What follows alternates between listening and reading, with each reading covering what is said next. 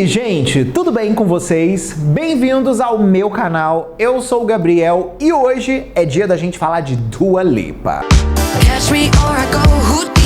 Pois é, a era Future Nostalgia já acabou, mas pelo jeito a Dua vai continuar bem Nostalgia Coded na sua nova fase aí ainda. Ah, mas por que eu tô falando isso, né? Simplesmente porque ela deu uma entrevista para a revista Rolling Stone na última terça-feira e ela deu alguns detalhes do novo álbum, ainda que trouxe as pessoas que influenciaram o projeto também à tona. Então hoje a gente vai conhecer um pouco dessas influências do disco, vamos também falar um pouco sobre como essas pessoas devem trazer referências para Dua e também a gente vai falar um pouco sobre um dos temas principais do projeto, que eu achei muito legal a Dua falar, porque ela ainda não tinha falado, que foi a questão da cultura de rave do Reino Unido dos anos 90. Porque antes ela tinha falado só que o projeto era psicodélico, né? Só que dessa vez ela deu um pouco mais de ênfase nessa questão do Club Rave 90s. Então, assim, temos que falar disso aí. Antes de eu começar, já sabe, se você não é inscrito aqui no canal, por favor, já se inscreve, vem fazer parte da nossa comunidade.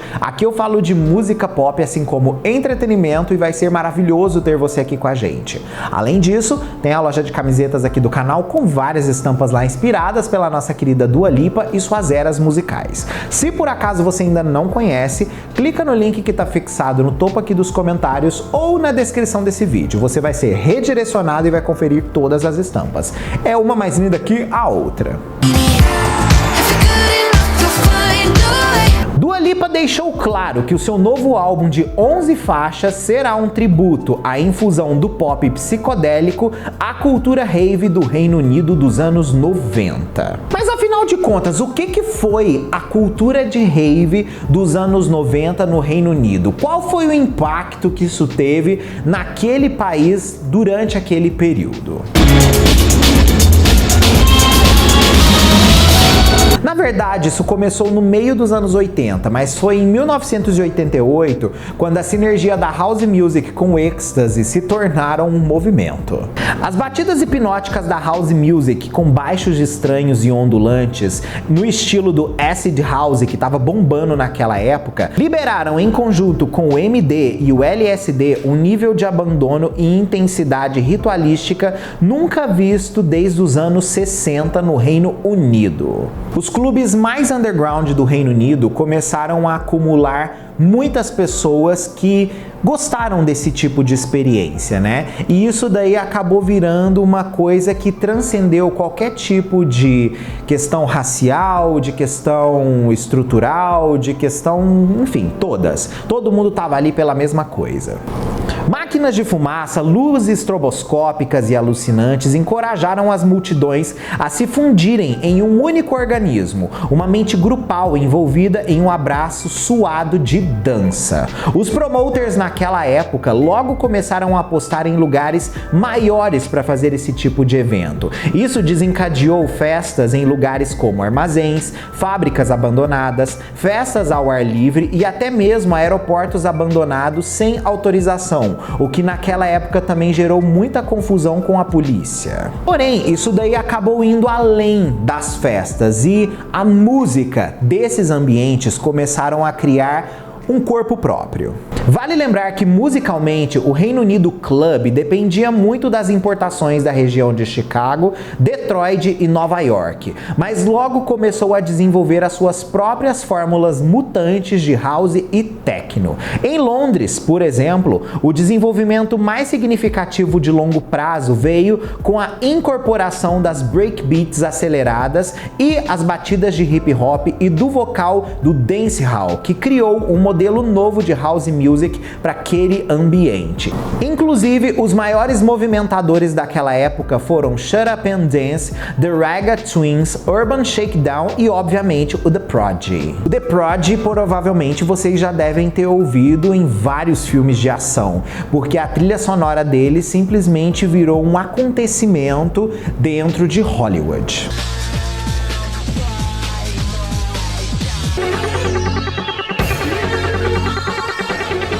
Basicamente, se vocês assistiram os filmes das Panteras dos anos 2000, a trilha sonora é toda de Prodigy. Esse estilo de rave hardcore foi tão popular no começo dos anos 90 que impulsionou um fluxo de hino para os níveis mais altos do Top 40, com quase nenhum apoio de rádio ou da BBC promovendo esse tipo de música nas estações comerciais. E Dua Lipa resolveu trazer isso para o novo álbum dela, tanto que ela afirma que por conta dessa energia que esse tipo de música tem, ser relativamente crua e barulhenta, ela acredita que isso daí foi um dos pontos que mais o álbum ganhou forma de fato como ele devia ser. Ela afirma: quero capturar a essência da juventude e da liberdade, de me divertir e simplesmente deixar as coisas acontecerem, sejam elas boas ou ruins. Você não pode mudar isso, você apenas tem que lidar com o que quer que esteja acontecendo em sua vida. Uma pessoa da revista Rolling Stone teve acesso a algumas das músicas do projeto em uma espécie de listening party e eles fizeram uma pré-review do que eles acreditam que o projeto vai soar, e foi muito legal. Eles afirmam: o produto final é único e totalmente Dua Lipa. É um pop dançante, confiante, cheio de frases espirituosas, prontas para legendas de Instagram. Muitas das músicas são cenas divertidas de clubes ou saídas noturnas com amigos. A letra alterna entre red flags, de que ela está passando por algum tipo de situação, assim também como escapismo, onde o álbum acaba indo também para uma vibe otimista sobre o que, por exemplo, um primeiro beijo pode se tornar. Segundo a revista Rolling Stone, não há baladas arrebatadoras, embora haja uma boa balada falsa que se torna uma coisa mais alegre, inspirada por Carole King e Fleetwood Mac. Inclusive, eles dizem que o álbum é tão feliz quanto o Future Nostalgia, mas que ainda assim ele tem uma personalidade dele. A gente sabe que a música Houdini dividiu um pouco de opiniões, porque nem todo mundo achou que essa música de fato entregou o conceito que a Dua ofereceu. Mas ainda assim é uma música de transição, onde ela coloca alguns elementos dessa nova fase dela, assim como também ela mantém algumas coisas que o público já havia gostado. Mas afinal de contas, quem é Carole King? Essa pessoa que inspirou Dua Lipa em uma das composições mais importantes do álbum. Para quem não sabe, a Carole é uma musicista desde 1958 e ela é uma das produtoras de pop mais poderosas de todos os tempos. A quantidade de hits que essa mulher já escreveu para as pessoas, assim como também ela produziu para ela mesma, é absurdo. Ela escreveu mais de 118 sucessos pop da parada da Hot 100. Ela também compôs 61 sucessos que alcançaram o número 1 no Reino Unido. Ela se tornou a compositora feminina de maior sucesso nas paradas de singles do Reino Unido de 1962 a 2005. Ela fez 25 álbuns solo, sendo o de maior sucesso dela o Tapestry, que manteve o recorde por muitas semanas em primeiro lugar por uma artista feminina por mais de 20 anos. Ela é uma das artistas femininas que mais vendeu na história, ultrapassando mais de 75 milhões de álbuns vendidos por aí. Mas ela tem uma vibe, gente, um pouco mais indie e rock, o que eu achei curioso da Dua citar como uma inspiração, sendo que ela afirmou que ela ia vir mais psicodélica, mas algumas músicas também da Carole tem uma vibe psicodélica, então dá pra acreditar que ela vai trazer mais isso daí também. Fleetwood Mac, conhecidíssimo também aí por ter a Stevie Nicks como membro, né? Sem dúvida vai ser uma grande revolução para Dua. A banda foi formada em Londres em 1967 pelo Peter Green. A banda cantava blues e um dos primeiros sucessos que eles fizeram foi apenas um instrumental chamado Albatross. Depois de várias mudanças na banda, saída de membros importantes e muitas tretas, a Stevie Nicks e o Lindsey Buckingham entraram ali. Isso deu um som mais pop rock a eles e fez com que o álbum deles, Fleetwood Mac, alcançasse o primeiro lugar nos Estados Unidos. Porém, foi com o disco Rumours, de 1977, que eles explodiram absurdamente, produzindo singles top 10 nos Estados Unidos e permanecendo em primeiro lugar nas paradas americanas por mais de 31 semanas. Eles também conseguiram ganhar vários prêmios e só o álbum Rumours já vendeu mais de 40 milhões de cópias em todo o mundo, se tornando inclusive um dos álbuns mais vendidos na história história por uma banda. Até hoje o Fleetwood Mac já vendeu mais de 120 milhões de álbuns, e se vocês considerarem que 40 é quase aí um número perto da metade de 120, né? Um álbum deles vendeu basicamente metade da discografia toda. Um trio também que foi citado aí como uma das influências foi o Massive Attack, que eles já são mais voltados para música house, assim como também trance, assim como também deep house, assim como música eletrônica e ambiente. Eles se formaram em Bristol em 1988 e explodiram em 1991 com o álbum Blue Lines com o single Unfinished Sympathy. Inclusive, essa música se tornou uma das 63 maiores músicas de todos os tempos, destacadas pela NME. Porém, foi com o álbum de 1998 deles, o Mezzanine, que eles se tornaram um fenômeno de música eletrônica. Tanto que esse álbum, assim como também o Blue Lines, estão entre os 500 melhores álbuns de todos os tempos, ranqueado pela revista Rolling Stone. Eles lançaram no total 5 álbuns de estúdio e já venderam mais de 13 milhões de cópias em todo o mundo. Oasis também foi citado como uma das inspirações do álbum, né? E o Oasis, a gente sabe que são tipo assim, um dos pilares do Britpop de todos os tempos. O Oasis foi uma banda formada em Manchester em 1991, mas foi com o álbum deles de 1994, Definitely Maybe, que eles conseguiram explodir. Eles lideram a parada de álbuns do Reino Unido e rapidamente se tornam o álbum de estreia mais vendido da história britânica na época. No ano seguinte, eles lançaram What's the Story Morning Glory, que se tornou um grande sucesso e também criou uma das maiores rivalidades de charts de todos os tempos, com uma outra influência do álbum da Dua aí também, que foi o Blur. Eles lançaram diversos álbuns ao longo dos anos e se estabeleceram como uma das bandas de Britpop mais importantes de todos os tempos. Hoje em dia, eles já venderam mais de 75 milhões de álbuns, sendo assim um fenômeno absoluto e que atravessam gerações.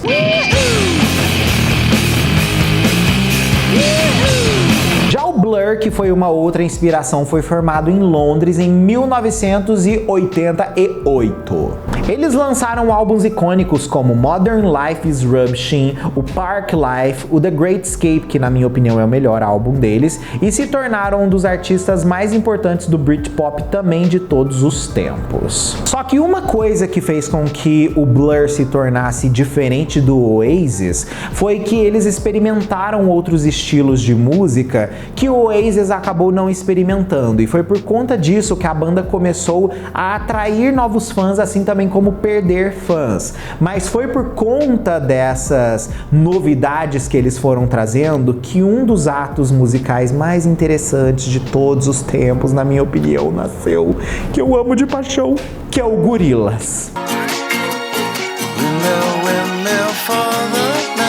É uma banda de desenho animado e muita gente, como eu, que é cria da MTV, viveu Gorillaz na veia. E Gorillaz é incrível. Quem não gosta de Gorillaz é porque nunca escutou ou nunca viveu o que era ver aquele desenho com vida, cantando uma música muito boa.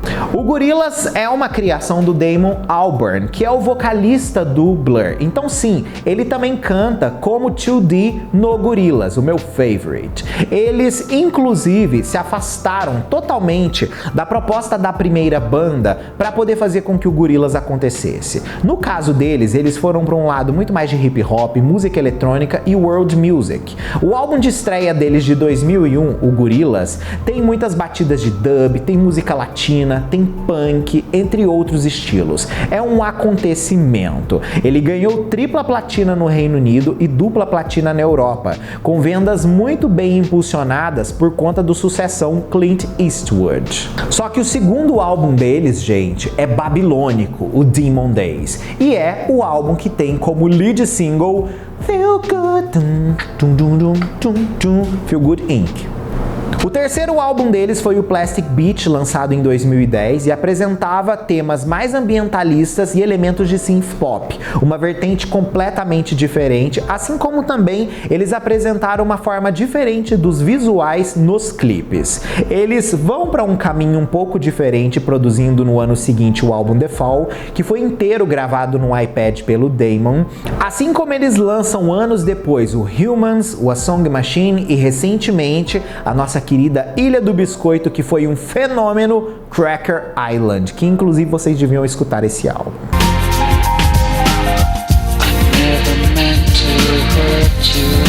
Mob também é uma outra influência para esse álbum e, na minha opinião, também é uma influência que pesa muito na vibe que a gente escutou de Houdini. Mob simplesmente é uma das figuras mais importantes de todos os tempos da dance music, né? Ele já vendeu mais de 20 milhões de álbuns e fazendo música dance eletrônica, faz dele um dos artistas mais importantes do movimento de todos os tempos. Ele é uma influência geral para a música dance. Ele teve 8 sucessos no top 10 da parada, como por exemplo Move You Make Me Feel So Good, Feeling So Real, James Bond Team, assim como também outras coisas. Ele criou também músicas sobre vários pseudônimos e lançou o aclamadíssimo Everything Is Wrong em 1995, que ajudou também ele a compor diversas músicas para filmes.